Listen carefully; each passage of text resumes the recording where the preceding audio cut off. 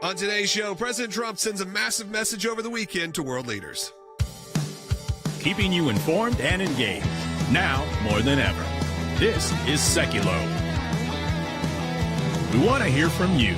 Share and post your comments or call 1-800-684-3110. And now your host, Logan Sekulow. Welcome to Sekulow. We are going to be taking your calls. As they said, 1-800-684-3110. It was a busy weekend in the news. Kind of kicked off with the hostage releases in Israel. We're going to discuss that a little bit later on in sort of the show that happened from Hamas as they tried to razzle-dazzle the crowd to say, look how good we are. And, of course, all of it was just a performative mess. But we'll discuss that. But, of course, we got to kick off with the news that dominated the weekend, which was the very short-lived tariff war that broke out between Colombia as planes that were scheduled to be filled with. These were not just people who were here illegally. These were also criminals, essentially. Right. So this is what has begun since the president took office, was going in, and most of the immigrants that have been picked up are those that ICE knew very well, that they had clearly known their names, locations, where to find them. But most of these are migrants that have criminal history within the United States even, not just from their home country. But all of these repatriation flights started happening. They started going to many different countries in South and Central America where these migrants were originally from. And President Trump was informed that two of these flights headed to Colombia were not going to be accepted by the government of Colombia because they are on military transports. They are being sent there. They have to allow them to land. Right. This is sort of a normal way this is done. Now, it not necessarily hasn't been happening because of the last administration, but previously, this is sort of standard protocol, which is you work with the countries. There are return to country for people who have committed crimes. It's sort of almost an understood situation, but Colombia said, no, we don't want them. And it really broke out there for a few hours, and it got pretty intense. What I would like to hear from you, though, and we'll discuss it. I'm sure you've heard some of what went down. We'll go through all the details, the posts on Truth Social, the posts on X, the press releases that went out, the back and forth that very quickly turned to calm, but the chaos that ensued in between. Did you like it? Is this what you voted for? Did you think it was too much? Did it stress you out? Do you think maybe your coffee was going to go up in price because the tariffs that we're going to hit were going to be too high? My son said when that happened, he goes, historically, you don't mess with Americans in terms of coffee and tea. So that was a good line from him, and I do feel like that's true. And we had a pretty quick resolution. But I'd love to hear from you about that at 1-800-684-3110. These are the kind of issues, Will, that we have been discussing for years, and now we are seeing in just a few short days all of it kind of come to a head. Maybe just a couple of years ago, we had out of FOIAs, we found out that there were terrorists, people that were on the terror watch list that were allowed into the country or that were caught at the border, caught crossing borders. So we know that was happening. The ACLJ was a part of that. And now we have an administration that is supporting the work we have been doing for years, and you see very quickly how things can get done. Of course, we're going to discuss in detail all of what happened there. But I'll give you a little tease. If you didn't pay attention over the weekend, you should have, because it got very interesting very quickly. But we are involved in a lot of these lawsuits right now. We're involved in lawsuits for Doge. We are involved new cases for federal employees where they had to have some bad actors removed, and how we were going to be able to help make sure they get taken care of. But also, to do all of that and to do this broadcast each and every day, we need your help. I'm going to encourage you right now. Go to aclj.org/champions if you want to become an ACLJ champion, or become a one-time donor, and that is totally fine. Make a one-time donation right now at aclj.org. As I said, phone lines are open. I want to know, is this what you voted for? And, of course, we saw some of the first confirmations go through as well, including Pete Hegseth. And then we'll have a busy week on confirmations, including the confirmation hearing of our colleague, Tulsi Gabbard. Give us a call, 1-800-684-3110. If you're watching on YouTube or Rumble, hit that subscribe button. If you're on X, follow us. You know what to do throughout the rest. If you're watching on the Salem News Channel, call us too, and make sure you tell that to our phone screener. We'd love to hear that. Again, 1-800-684-3110. We'll be right back. President Donald Trump is claiming victory after Colombia relented in a standoff over flights carrying deported migrants. For hours, the two allies locked in a tense standoff after Colombia refused to accept two military deportation flights from the U.S., turning them away when the planes were already en route. In response, Trump said he would impose a travel ban on top Colombian officials and 25% tariffs on imported Colombian goods that would jump to 50% in a week. President Petro responding on social media saying Colombia will impose reciprocal 50% tariffs on U.S. goods, telling Trump, "I resist you." But hours later, the White House said Colombia had agreed to all of Trump's terms, including unrestricted acceptance of migrants, and that tariffs will be put on pause. The government of Colombia, under the direction of President Gustavo Petro, has the presidential plane ready to facilitate the return of the compatriots who were to arrive in the country today in the morning on deportation flights. The guy goes from no deportation flights to my country to we can use my plane to get it done. The country's foreign minister and ambassador are expected to be in Washington today for high-level meetings. In a statement, the White House press secretary warning President Trump expects all other nations of the world to fully cooperate in accepting the deportation of their citizens illegally present in the United States. The Trump administration is sending that signal. This will be happening. This isn't a joke. What about those countries that won't take them back? Oh, they'll take them back. What do you mean by that? We got President Trump coming to power. President Trump puts America first. Basically saying to all our neighbors, look, we are serious about getting rid of criminals that are in our country that come from your country. You're going to take them back, and there is no discussion about it. I don't think it's going to be like this every time. I think it only takes a couple of times for people to be reminded that Donald Trump is a very serious leader. And if you're going to work with the United States, you're going to have to work with the United States under his terms.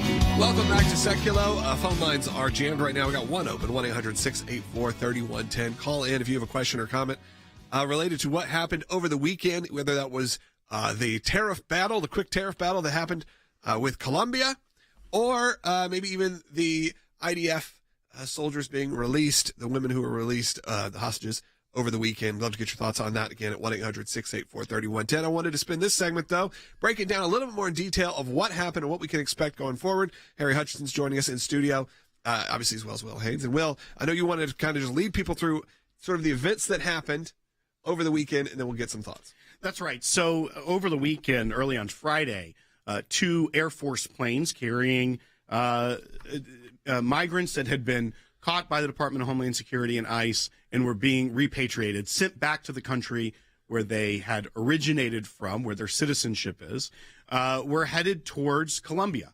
And then shortly after in air, they were notified by the Colombian government that they would not be received by the government. So they wouldn't have the ability to land and to transfer these detainees back to their country of origin. So they turned around. One went back to Texas. One went back to San Diego. President Trump was in the middle of a round of golf, but always working. Sent out on Truth Social an announcement that he was going to take retaliatory measures, 25% tariff on all goods coming into the United States.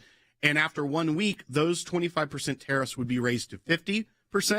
Travel ban and immediate visa revocations of Colombian government officials. Visa sanctions on all party members, family members, and supporters of the Colombian government, enhanced custom and border protection inspections of all Colombian nationals and cargo, and a treasury, banking, and financial sanctions to be fully imposed on Colombia. Professor Hutchison, between that golf round, I believe some said he was on hole 6 and then hole 8 when Colombia caved. First, Colombia pushed back and said, well, fine, we're doing retaliatory tariffs as well. 50% tariffs. But then within a matter of minutes, this was resolved. We talk a lot about the use of tariffs and how they can be a tool to get American foreign policy and those that we do business with to get in line with American policy. What's your take on what happened over the weekend in this very brief but very important signaling tariff war? Well, number one, it's a very important signal. It says several things simultaneously. It says that President Trump, unlike his predecessor, can do several things at once. He can play golf. He can sign 200 executive actions and simultaneously hold a press conference. And he can impose tariffs on countries that are opposed to American interest. He also sent a signal both to illegals that are in the United States, and they now have an opportunity to self-deport, but he also sent a signal to Panama, to Mexico, to Iran, to Russia, to virtually every single country in the world that the United States will not accept policies that are contrary to U.S. interest. And so, lastly, but perhaps most importantly, Donald Trump has signaled that there is a president in the White House who is actually awake. And I think that's an important statement for the rest of the world. It does feel like a different time. I mean, we're only 5 or 6 days now. We're headed towards a week and around a week of the Trump presidency. But over the weekend, it felt like a totally different tone. Enough so that I haven't told you, with this situation with Colombia, my initial reaction was a bit nervous. Like, it was a bit chaotic to be like, oh, we are going to battle very quickly with these countries. And again, it's so not the diplomatic classic way we've been used to seeing things, which again is sort of almost a government corporate structure of it takes forever, things never get done, it goes on and on and on, then eventually there's a resolution. But we've seen now in Israel, multiple of the hostages get released from Gaza. We have seen moments like this. We have seen Vladimir Putin come out and say, if Trump had won last time, there probably wouldn't even been a war in Ukraine. He's saying that himself. It is, the guard has changed, and it is very intense. And again, I was curious from you who are watching, does this intensity excite you? Did it stress you out? Give me a call. We do have a few lines open, 1-800-684-3110, because this got resolved so quickly, and maybe even didn't get, it's obviously still one of the top stories right now, but this is that sort of warning shot to a lot of nations. Well, and to your point, Logan, a lot of people have been commenting on the difference of not just how between Trump and Biden, but President Trump and basically every administration over the past 30, 40, 50 years. I'd even say the first Trump administration. Right. This is very different. And so what you typically have in a situation like this, there'd be a crisis at the State Department. We do have a Secretary of State, excuse me now, who has been confirmed. And they were already starting to take the steps to implement this. But when you think about what a State Department, okay, then go to a committee. How do we respond to Colombia, their defiance? And they come up with plans, and then those plans go to, the Department of Homeland Security and the Treasury, and then they give their input, and then it gets watered down. And then at the end of the day, 6 weeks later, they announce, and someone on Twitter said basically like, Colombia has agreed it's a big victory to send less criminal migrants to our country. But you have to also look at what President Biden did in the first term, Professor Hutchison. To address the crisis, he said, I'm making Kamala Harris the border czar to study root causes. That was the very beginning of his administration. What happened to those root causes? This study. That's how the bureaucracy bogs down an issue and never does anything. This is showing how a president can operate outside of the bureaucracy, pushing the deep state aside and actually get stuff done instead of studying things like root causes for 4 years. In all the meantime, the crisis getting much, much, much worse. Absolutely. So one of the root causes of the border invasion is that the border was wide open. The border was not secure. President Trump immediately recognized that and has taken affirmative steps to close the border. We don't need a commission. We don't need bureaucrats to get involved. What we need is swift and decisive action, and President Trump has done that. And as I pointed out earlier, he has sent a dramatic signal to the rest of the world. Right. If you want to deal with the United States, you must realize that there is a competent person in the White House who can respond and who can respond swiftly. Right. What you hope is that this is an early stage effort to really show strength, show what we're doing here, so you don't have to continue to have these battles, that things will quiet down a little bit because the country and the world will feel safer. We will have a resolution to a lot of these problems. There were reports, and I don't think they've been fully confirmed, that over the 300,000 undocumented underage people who had come over the border, people who are minors, undocumented minors, that of those 300,000, almost 80,000 have already been at least located and known where they were. And these were people that had gone missing, who are no longer in our system. So you may look at it as this heartless, how are they doing this to people? But you're talking about kids that now we're locating. We're locating tens of thousands of kids very quickly. Again, that's just some reports that have come in over the weekend. So I think you do need to people need to reframe it. It is hard. There's sometimes where you look at things from a humanitarian point of view and go, this doesn't feel very Christian. This doesn't feel very American. But when it comes down to it, if you look at really maybe as you said, the root cause is there are 100,000 undocumented children in this country for who knows what reasons. Well, and to nothing good. That point as well, when you have the left freaking out about the tariff war, saying that, AOC was talking about, good job, now we're going to have to pay 25% more for our coffee. This was in the brief period between hole 6 and hole 8 on the golf course when it all got resolved. But you know what many people are saying? You know what I would rather have? I'd have to pay 25% more on specifically Colombian coffee, as if that's the only place in the world that we get coffee beans from. But to not have the list of these people that they have been putting out, who they're rounding up. It's not the families and the children. It is specifically MS-13 gang members. A Haitian migrant that had 18 criminal offenses in the United States was still here and basically said, I'm not going back to Haiti. Yeah. And all the list goes on. It is a litany of people that are the bad criminal actors. When you see things like the Lake and Riley Act being passed in the Senate and hopefully being signed by the president soon, it's because she was killed by a migrant, an illegal immigrant that was here, that had already committed and been charged with crimes in America and was still here. That's who they are getting rid of to make America safer. And if it takes a very short-lived tariff war to make the country of origin take their citizens back, then so be it. Yeah, I think these are kind of the swift action that's being taken. It may make you feel uncomfortable occasionally, but if the deals get done and things actually happen, good on you. I'm excited. We got a lot of phone lines full right now. We have 2 open, 1-800-684-3110, and a lot of you watching right now on YouTube and on Rumble. If you are brand new to our YouTube channel, by the way, which we know about 50% of the people who see us discover us. So, that means about 1,300, 1,400 people right now. You may have never seen my face before. We do this show each and every day from noon to 1 p.m. Eastern time on Sekulow, and we post a lot of great content. So I encourage you right now, hit that subscribe button if you're brand new, or even if you just haven't done it yet. Make sure you've done it, and also hit the thumbs up. That really helps get the word out there to a lot more people. Again, support the work of the ACLJ if you can right now at aclj.org. We will be right back.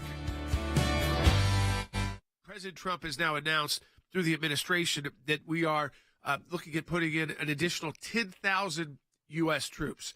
Now, we don't know if that's 10,000 plus those 1,500 that were announced or in addition to those 1,500, but you're looking at a significant increase going from about 2,200 to what we know is definitely over 12,000, somewhere around there, and it could be closer to 13,500 troops to, again, work with ICE and Customs and Border Enforcement on the areas where you've got the most illegal immigration going on to make sure that we are able to secure our border. And, again, this is something that the president has the power to do. The resource-wise, different than trying to go for the wall. And it only took a couple days for thousands of these people to be taken into custody by immigration services, by ICE. That is really, really devastating to the American people, that the Biden administration knew exactly where to go, and they did nothing. They didn't care about protecting Americans because of their political narrative. And now you see the left groups like the ACLU filing cases in federal court against the administration, trying to block Trump's expansion of fast-tracking deportations. They're trying to make it take more time when what right now, this isn't, I wouldn't even say this is securing the border phase for President Trump. This is cleaning up the mess that is left to him by the Biden administration. And that's going to take a while, but that's also why it's important to do it in 2 parts. Send the ICE agents, go get the people you know where they are, but at the same time, get the National Guard, the military down to the border to secure it so that you're not playing catch up later when more of these people keep coming in.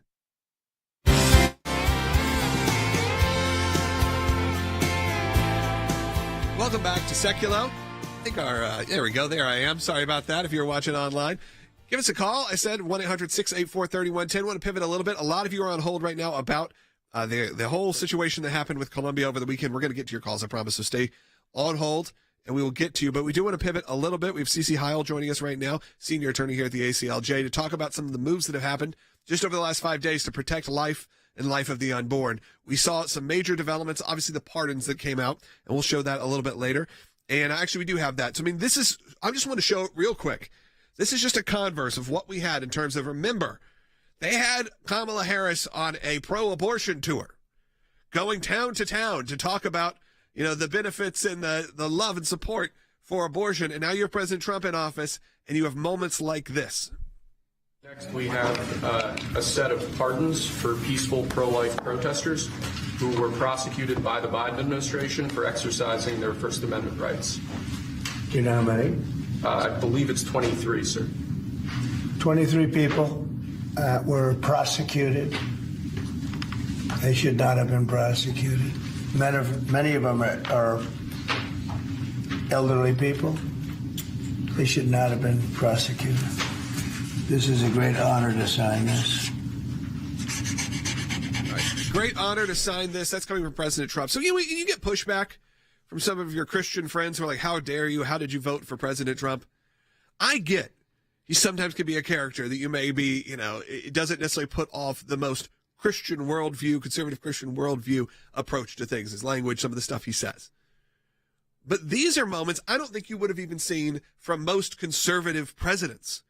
Remember, you saw Roe versus Wade overturned. You would not have seen those things happen, even from people like a George W. Bush, who were very strong pro-life advocates, who, limited stem cell research, those kind of things early on. But you see President Trump actually do it. And we have our own cases that are similar to this. And you saw more action from the Trump administration already on the protection of life. Yeah, so, it's important to note that, yes, we do now have a pro-life administration, which is wonderful. But they can only do things on the federal level. So you just saw that President Trump pardoned 23 peaceful protesters that should not have been prosecuted under the FACE Act. That's a federal act. But we have a case. Yes. As we says that in the next thing. Many elderly people. I mean, right. These were, a lot of them were, again, protesters in front of these pro-life pregnancies, or in front of these pro-abortion centers. Right. That didn't have any charges brought against them, but then the FACE Act was brought against them, prosecuted, put in jail. But you also have the flip side, and this is where the American Center for Law and Justice does step in and help. So, yes, we have a very pro-life administration. But in Ohio, which, again, you would think is a conservative state, they did vote. They did a constitutional amendment that actually secured the right to abortion. And so now you see things like we have a client in Ohio who was arrested for disorderly conduct. So that's what they came after him for. He was, once again, peacefully protesting in front of an abortion clinic, and he has the right to do so under the First Amendment, and he is targeted by the police and arrested for disorderly conduct. Now, it's important to know that at the very same time, there were abortion escorts there who were shouting and yelling and blowing kazoos at the same level or even higher then our client was literally simply just telling these women they have options. But only our client was arrested. So we have to fight these battles now in the state because, yes, we do have an administration that is helping us on the federal level, but it's at the state level that we're still going to be fighting this. We had a motion to dismiss, and that was heard. Actually, there was supposed to be a hearing last week, which there was, and the judge changed the timeline. There was a trial, actually, that was going to be February 3rd on this case, and we've turned the trial now into a hearing on our motion to dismiss. So hopefully, that. What is, yes. How does that affect people? A motion to dismiss is basically a pre-trial motion. So we're saying, look, this case should be dismissed. This is an unconstitutional ordinance, and therefore our client cannot be charged under it, and it's dismissed completely. The trial, which was actually the full-blown trial where you have witnesses and the case goes to court, that was scheduled for February 3rd, but the judge changed that now to have, again, a pretrial hearing on our motion to dismiss, which, if granted, will end this case in its entirety. And Cece, I think it's also important to point out, as you mentioned earlier, I mean, Congressman Chip Roy has legislation now to repeal the FACE Act. All those federal government actions, too, the prosecutions will not be as heavily weaponized against pro-life advocates as they were for the last 4 years, as we saw. But this currently misdemeanor charge that we are fighting, the courts aren't used to a big law firm coming in, helping fight on something like this. So the states feel like they can get away with it. But I have a fear that these types of charges, especially in places like Massachusetts, where we are fighting aggressively through our advocacy campaign to let people know about pro-life resource centers and to completely push back against the state government there attacking and targeting pro-life advocates in their state, that these misdemeanor charges like we see in Ohio, the states will find ways to be much more aggressive to try to pick up the slack from the federal government that was carrying water for these states for 4 years by prosecuting these people. And that's why our work, like we're doing just next Tuesday, February 3rd, hard to believe, is next Tuesday, where we're fighting for this one. Our practice in this area at the ACLJ is going to pick up exponentially. It takes a different set of expertise because it's not just fighting the federal law, it's fighting at this local level that we're going to have to do all over the country to push back against states and municipalities even that try to target people that are pro-life simply because they are pro-life and turn a blind eye to the entire abortion industry. Right. And you make a good point, too, that the ACLJ prosecution is too small. So this is a disorderly conduct, claim in Ohio. And you might think, the ACLJ is not going to be concerned about that. But we are concerned about that because it affects our clients' First Amendment right to speak a pro-life message, and we're going to protect that. And now, again, we have a pro-life administration at the federal level. We're going to continue the fight on the state levels, which we told you was going to be the issue all along, even with the Dobbs case. It's going to be the fight in the states, and the ACLJ will be protecting life at the state level. That's our guarantee. One of the other changes that happened was the Mexico City policy, yes, which is the biggest flip-flopping policy that happens every time there's a Republican or Democrat within the first couple days. This goes into effect. And what that is, if you don't know, if you're not familiar with the Mexico City policy, it essentially is the decision maker whether we should be funding abortion outside of our own country. That's right. Yeah. So maybe give a little brief history. The Mexico City policy is basically international funding. So yes, it goes into effect that we will not give any kind of funds to NGOs that do abortions anywhere overseas. So we want the Mexico City That policy. is correct. And the that Mexico City policy yeah, is good, and that's been implemented. And the Hyde Amendment, which has been the law in the books for almost 50 years. Yeah. The Trump administration Joe Biden, was one of the main people who championed it yes, so many years ago. And of course, only in the last 8 decided, I'm not really for it. Yeah, I'm just going to disregard it. Yeah. Basically, it's a law on the books. And so Trump once again said, we are enforcing that. So two great pro-life policies back into place. Absolutely. Hey, phone lines are completely jammed, but we're going to take some coming up. And again, as we head into the second half hour of the broadcast, if you don't get us on your local radio station, we are broadcasting live for the full hour on ACLJ.org, YouTube, Rumble. You can find us on Facebook. You can find us on X. Wherever you get media, we're there. We're also live now on the Salem News Channel, which you can find on Pluto and on Samsung Plus. Check it out. Great lineup of shows there. But again, if you can, we're involved in so many of these issues, and we've been championing them for years, and we need your support right now to make sure that they get pushed through. Go to ACLJ.org. If you become an ACLJ champion, we really appreciate that. Hey, if you were a champion, you get bumped up to the list on the phone call. So ACLJ.org. We'll be right back. Some people think champions are bored, that it's a title that requires something only a handful can ever possess. There are times in our lives that we are called, every one of us, to step up and serve a cause greater than ourselves.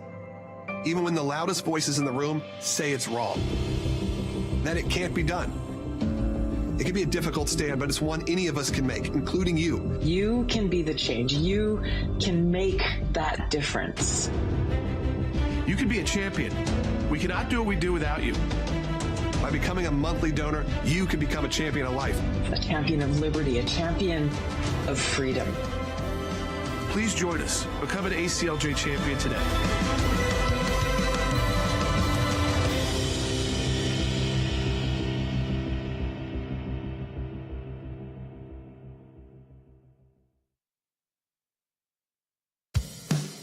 keeping you informed and engaged. Now more than ever. This is Sekulow. And now your host, Logan Sekulow. Welcome back to Sekulow. Phone lines are completely jammed, most of them talking about the news over the weekend that went on with the sort of brief tariff battle in the war against criminals, essentially here in America, trying to return criminals to their home countries. That started with Colombia. Let's go ahead and take some phone calls. We got a lot of good ones coming in from all over, from YouTube, from ACLJ.org, from the Salem News Channel, from radio, and from a bunch of different states. So let's go ahead and start off. We'll just go in the order they came in. Let's go to Robert in Alabama online, too, who is watching on YouTube. And again, if you're brand new on YouTube, hit that subscribe button. Go ahead, Robert.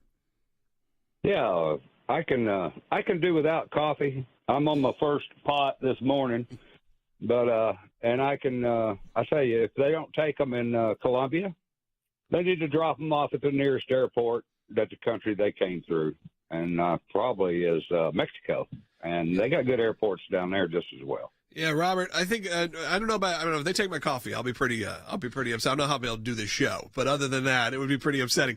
But no, I don't think that's the nature of what's going to happen here. What you saw was you'd say peace through strength, right? A push where all of a sudden President Trump made these demands and it was quickly taken care of. Why? Because one, they know the threats are real now. That's right. I mean, that's a big part of it, is they know that, yeah, he is going to put these tariffs in. They're going to happen. And now he said they just sit unsigned, ready to be signed, by the way, if anything was to come up. Well, and I think it's also important to point out that initially the president of Colombia tried to project bluster back. He tried to say, I won't shake hands with this man. We're going to do retaliatory tariffs as well, but very quickly back down. I think that's even more important than just him threatening the sanctions. They cave and then they move on. It also showed that when he tried to push back, he still lost. He still lost this battle. And we're not going to be pushed around by countries that are much smaller economically, developmental-wise, and we're going to continue to show, as you said, peace through strength, through economic measures, through all of these tools that the U.S. president has. And back to the coffee thing, it is also so naive to think that, as Alexandria Ocasio-Cortez says, that he's about to make inflation worse for working-class Americans, not better. He's lining the pockets of himself and the billionaire class. It's just so absurd to even think that that's where her mind went. But also, Colombia is not the only place we get coffee from. Panama, Nicaragua, Guatemala, Arabica beans that come from Egypt and other places around the world. And it is very fascinating to see that they have all of a sudden thought that Colombia is the only place that we get coffee, and that's going to drastically change the entire consumer economy of coffee. It's quite laughable. But they also notice they didn't go after he was playing golf when there was an economic crisis. No. That he handled it. They had to go after, he's going to make coffee more expensive. We got to fix this really quickly. Are you good? Yeah, I'm good. I just had to get that off my chest. I mean, there was so much information in that. Right. That was so much coffee. I mean, look, I think what it is that AOC, probably like a lot of us and millennials, grew up in an era where all we can think of is the commercials for coffee from Colombia. So we're just like, right. That's the only place that it exists. You can't get coffee anywhere else. Also, again, this was never, I don't want to say these weren't real threats. They are real threats, but they are such big threats that they get taken care of. Let's continue on with some phone calls. Let's go to Susan, who's calling in Tennessee, watching on ACLJ.org. Susan, you're on the air. Guys, I just love having President Trump in office. He is calming and exciting all at the same time. I feel safe and protected because he is there. Yeah, I think there's a lot of thank you, Susan, by the way, for your comments. I think there is a lot of that. I think a lot of people feel that way right now. They have this sort of sense of relief, knowing that we're not going to get pushed around. But again, sometimes that sort of chaos, it makes you feel uncomfortable because you're not used to it. You're not used to seeing the peace through strength model. That hasn't been how we've been doing it the last few years. So here's what happens, and things get done. It's pretty wild. ACLJ.org again to support the work. We now have, because Susan was on, we now have two lines open, 1-800-684-3110. We're going to continue taking your calls. So many of you have been on hold for a little while, but we do have a couple lines open. Oscar, Mike, Mark, Ronald, stay on hold. We'll get to you. Again, we've been involved in all of these issues for so many years now, and now is the time to take action because we can get it done. So go to ACLJ.org, make your donation today. After weekends that saw 4 female Israeli soldiers released from Hamas captivity, Israel now preparing for the return of 6 more hostages in the coming days. Hamas parading the streets in a show of force on Saturday. Emotional reunions for the families of Karina Ariev, Daniela Gilboa, Nami Levy, and Liri Albad. Hamas led militants threw Levy into a Jeep on October 7th, 2023. Abducting her and hundreds more into Gaza. Attention turns to next weekend and another hostage swap. Nancy, there are 89 Israelis still held in Gaza. 7 are Americans, 3 still believed alive. We obviously rejoiced in seeing 4 soldiers released on Saturday. Hamas had broken the deal twice in the last 48 hours. And one of the ways that they're making up for it is they're now saying that we will have 6 hostages released this week. We're going to see 3 hostages released on Thursday, which was not part of the original schedule. And then we're going to see another 3 hostages released on Saturday. In this agreement, phase 1 of it so far that we're in, 33 Israeli hostages will be freed in exchange for more than 1,000 Palestinian prisoners. So far, we've only had 7 hostages let go. Hamas has handed some information to Israel indicating that of the 26 hostages who are still in Gaza but slated to be released in phase 1 of this ceasefire deal, 8 of those hostages are dead. Israel does value and will value the return of its people safely, to the extent possible, even if they're alive or they're dead, back to Israeli territory. In front of us is phase 2. And remember, Hamas took these hostages for one reason and one reason only, to guarantee their survival and use it as leverage to get the Israelis out of Gaza.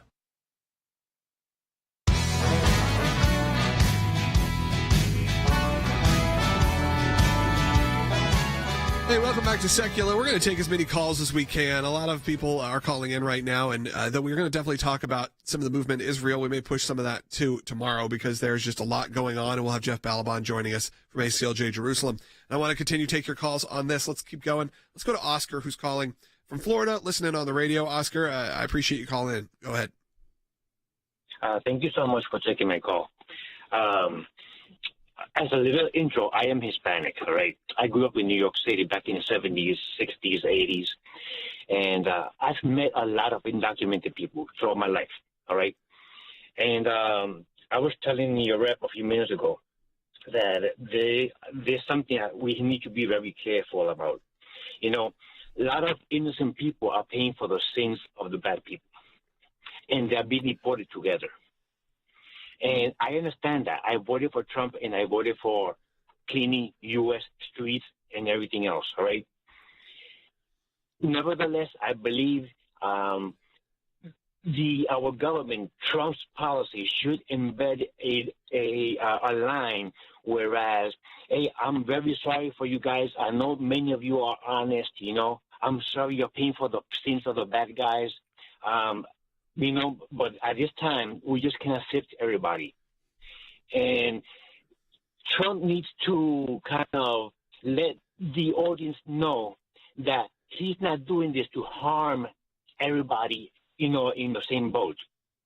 He's doing this to defend the country and not to hurt the people who are innocent, immigrants, innocents that were kind of desperate to leave their countries and looking for good life. Yeah. Oscar, I can't. I totally agree with you. I think there is a sense of humanitarian and heart and asylum for people that need it. There are ways you can go about that. There are ways they can assist in that.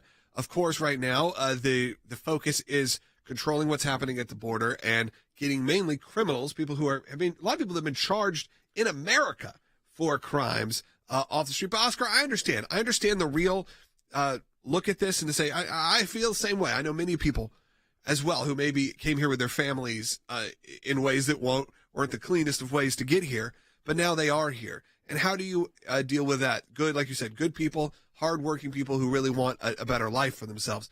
And I think what we have to do is by controlling what's happening at the border, we can start changing the way people are allowed to immigrate in. Well, and I think to Oscar's point as well, why a lot of people are afraid or thinking about this, maybe not in the truthful or straightforward way, is that when you have people like Alexandria Ocasio-Cortez warning that your coffee price is going to go up, when you weigh that against what we're actually talking about here, when you look at the list of arrests that ICE has made, they have been very targeted.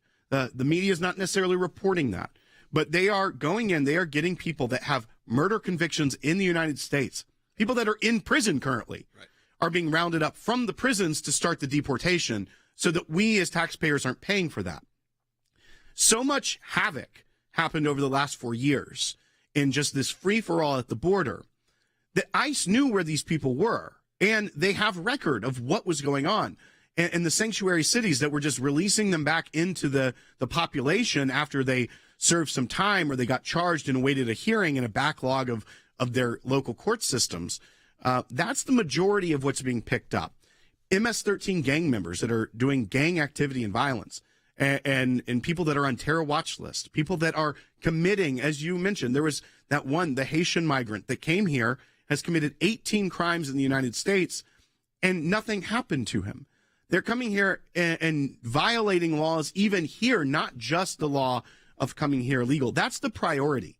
That's the priority to clean up before you can get anywhere to try and reform a system, because it is so overwhelmed by the criminals that are here that came here illegally. We even talked about the people that were trying to abuse the asylum process last week that were picked up. 3 asylum program claimants that are there that were caught with 30,000 rounds of both 50 caliber BMG and AK-47 rounds that they're transporting in the country.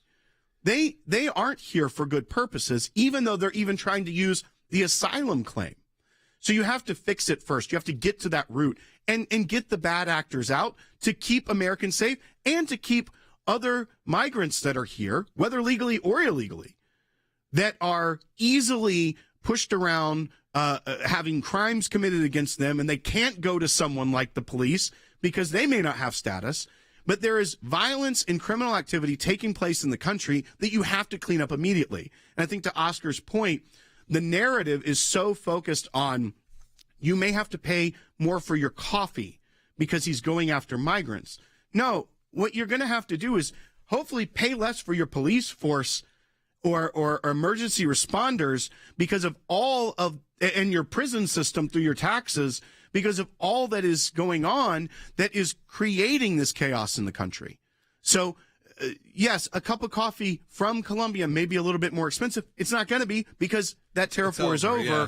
But those are the kinds of things you have to think about, is that your minor inconvenience to try and fix what was so desperately broken over the last 4 years and decades before, that would be a small price to pay to save people's lives in the cities, their property, and their dignity in this country. All right, we got a call related to that, and I think it's pretty interesting. Ronald's calling in South Carolina, who is watching on Rumble, one of our favorite free speech platforms. If you're looking for a way to stream our show, you can always do that on Rumble on our channel. Ronald, you're on the air. Yes, thanks for taking my call. And I just wanted to comment that all that President Trump has done in literally just a short time, he's literally proving himself a man of action. And I was wondering why the previous administration, the Biden administration, in the entire 4 years, literally, what were they involved in? Because it seems like there was no progress being made. The country was just getting worse and worse and worse. Yeah, I mean, I think to Ronald's point, this is the difference in having an executive in office that takes action versus an executive who allows the entire country to be run by bureaucrats. When you're run by committee or you're run by bureaucrats or appointees, then nothing's ever going to get done because they're all on the same level playing field and they're all bickering about what the right path forward is. True leadership is saying, here's the direction we're going, implement my plans. And you did not have that under the Biden administration. You probably didn't have him giving any directive at all. When you look at how many full cabinet meetings he had, how over the course of the 4 years he was having less and less meetings. You were probably having a country run by Jake Sullivan, National Security Advisor, who is not appointed and confirmed by the Senate. He's just an advisory role, and that's an unelected appointment completely running things. And I think that's the biggest problem as well.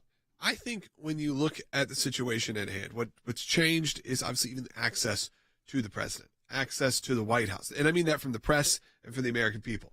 because all of a sudden it went from a time where you never really were in the Oval Office, never really in the White House, to now we see videos uploaded what feels like every day. We see live press conferences. We see the president making speeches, going to Las Vegas and talking about getting rid of the taxes on tips, the things that people want. You have J.D. Vance doing big interviews over the weekend discussing everything from bringing grocery prices down to all the topics that we want to see actually happen and get done.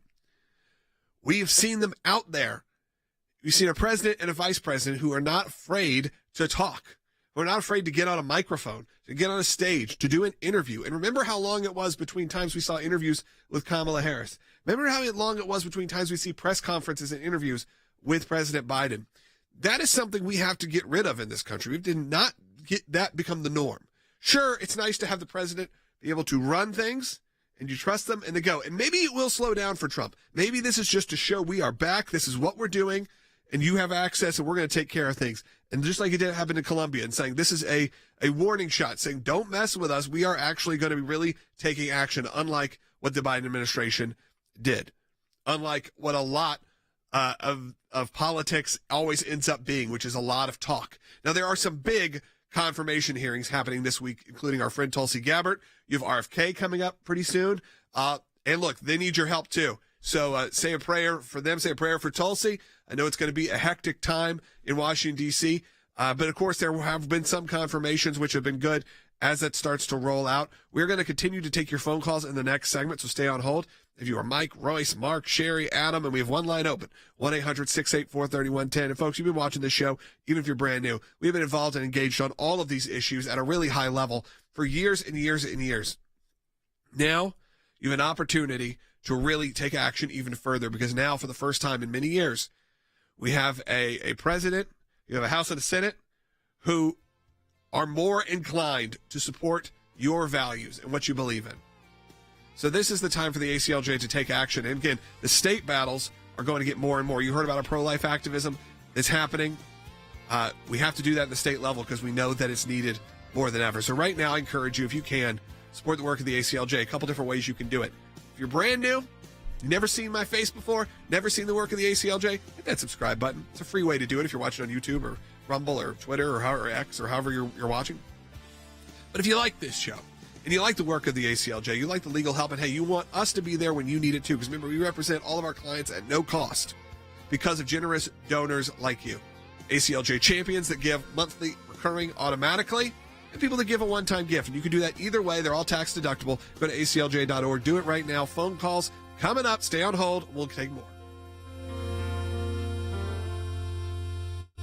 President Donald Trump is claiming victory after Colombia relented in a standoff over flights carrying deported migrants. For hours, the two allies locked in a tense standoff after Colombia refused to accept two military deportation flights from the U.S., turning them away when the planes were already en route. In response, Trump said he would impose a travel ban on top Colombian officials and 25% tariffs on imported Colombian goods that would jump to 50% in a week. President Petro responding on social media saying Colombia will impose reciprocal 50% tariffs on U.S. goods, telling Trump, "I resist you." But hours later, the White House said Colombia had agreed to all of Trump's terms, including unrestricted acceptance of migrants, and that tariffs will be put on pause. The government of Colombia, under the direction of President Gustavo Petro, has the presidential plane ready to facilitate the return of the compatriots who were to arrive in the country today in the morning on deportation flights. The guy goes from no deportation flights to my country to we can use my plane to get it done. The country's foreign minister and ambassador are expected to be in Washington today for high-level meetings. In a statement, the White House press secretary warning President Trump expects all other nations of the world to fully cooperate in accepting the deportation of their citizens illegally present in the United States. The Trump administration is sending that signal. This will be happening. This isn't a joke. What about those countries that won't take them back? Oh, they'll take them back. What do you mean by that? We got President Trump coming to power. President Trump puts America first. Basically saying to all our neighbors, look, we are serious about getting rid of criminals that are in our country that come from your country. You're going to take them back, and there is no discussion about it. I don't think it's going to be like this every time. I think it only takes a couple of times for people to be reminded that Donald Trump is a very serious leader. And if you're going to work with the United States, you're going to have to work with the United States under his terms.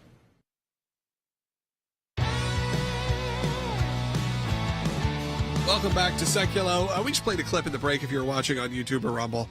And it's just true. I think that a lot of this is, the first few weeks, getting things under control and showing people that we mean business, including when you have these situations like what happened in Colombia. Hopefully, this is not how it always is going to have to be. Hopefully, they'll take it seriously and we can move forward as a country. Let's go ahead and start with phone calls because we have so many coming in.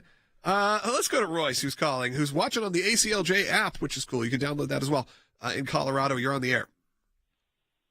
Well, if Trump puts tariffs on this coffee over in Colombia, it's only going to get expensive for us if we keep buying it. Hawaii has great coffee. I order mine from Hualalai, and shameless plug there. Is that your company? Because, there you go. That's the name of the company. But there's other brands that come from Hawaii also. Yeah, well, so, we should be buying it from America anyway. Royce, that's a good point. There may be some validity to that. I'll be honest. I don't buy the coffee in my house. I have no idea where it comes from. All I know is that it's there, and I need it in the morning. So it just happens. So I understand. But maybe there is some great options. But I appreciate you calling in. We're going to continue on, take some more calls. Let's go to Mike, who's calling in Texas on line 6, who's listening on the radio, on terrestrial radio. Go ahead, Mike. Thanks for taking my call. It refers to deporting illegals who have committed criminals. I can see that if the illegal committed a crime in the United States, we'd have a record of it. But I've heard so much of that the foreign countries have sent the illegals over, criminals over here. How would we know if they committed a crime in another country? If you contacted them and asked the authorities, they're going to say, no, that guy's he's a scoutmaster, a deacon in his church. He's a good guy. Well, Mike, don't tell us. Not necessarily, because sometimes they want their criminals back who've escaped. That's very in fair. Theory, in theory. And this is a large mix. When you're talking about, they had about 1,000 in the first day, so you can only extrapolate that forward, that they've been going through and systematically going through roles that ICE had and knows where people are, is probably a very big mix of both. I think to Mike's point, he's concerned that someone that may not have committed a crime here yet may be a dangerous criminal where they came from. I think some of that, though, is also going to be the enforcement and the ability of these agencies to do their job now. Clearly, ICE wanted to do their job because they had locations, addresses, places to go right away. Immediately. They just weren't allowed to by the previous administration, by Secretary Mayorkas and the president himself.